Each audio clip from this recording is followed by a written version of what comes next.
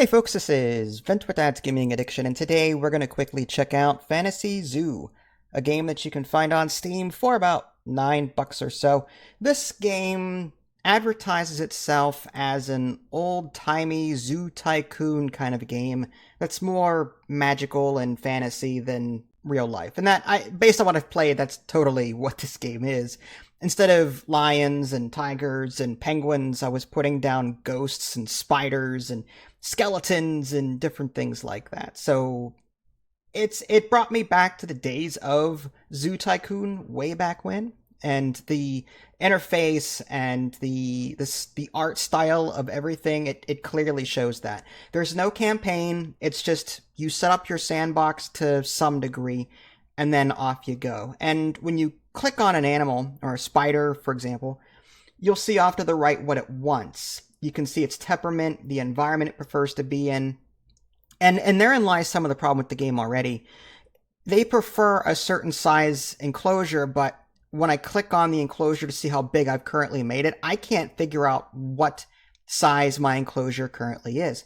On top of that, I try to figure out what they can eat, and it says large meat in their little window, but there is no large meat in the food section of whatever menu I'm looking at. So I see like a bowl of meat, or a plate of meat, and I see a carcass. Is that enough? It says large meat. I don't know. I mean, the game is very vague when it comes to giving you information.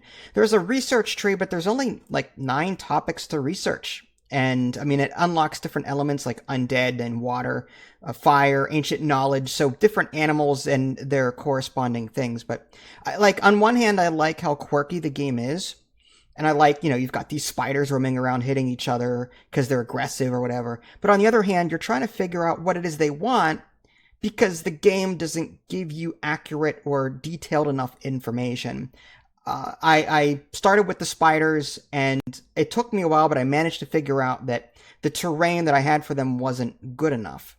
Okay, so I had to change their terrain type to, I think it was forest, something like that. But finding that in a very obscure tooltip took a lot more time than I thought it would. And when I was creating enclosures, I would find instances where the enclosure would not complete itself correctly. There would be gaps in the enclosure I made, where if I was overwriting the walls from an existing wall to a new wall type, some of the old wall would be left behind for whatever reason. So that appears to be buggy as well. There is a spell system in this game, and I don't think that's explained well enough either.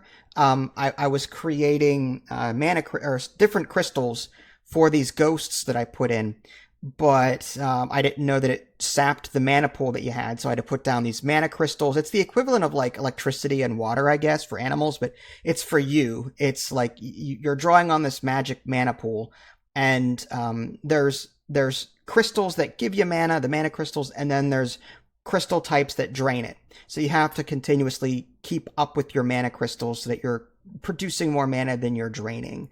But this was a frustrating experience for me. The ghosts were constantly going through the wall, and I could not find any information whatsoever. I tried putting different crystals down. I tried putting different wall types down. I could not get them to stop going through walls and leaving their enclosure. So I don't feel like this game is intuitive or it explains enough for me to fully enjoy it. And on top of that, this is close to a $10 game. I've seen Planet Zoo, it's been around for 6 years. I've seen it go down in price for about $10-15. Why would I play something like this when there's another product that's got its own zoo tycoon-esque thing going on, and it's way better, graphically, so many animals, that kind of thing. There's a reason I don't play Planet or Zoo Tycoon anymore, because as fun as that game was, we've got games like Planet Zoo that have better graphics, that are more compatible with today's computers. So, this game was frustrating for me. I turned it off, and I probably won't be coming back to it. It's a cool idea, but it's buggy, it's not very intuitive, and the UI needs some work. So, yeah, at this point, this is more like a $3 to $5 game, not a $10 one. And if Planet Zoo is on sale, I would recommend that over this. This is Vince. Thanks for watching. I'll catch y'all next time. Take care.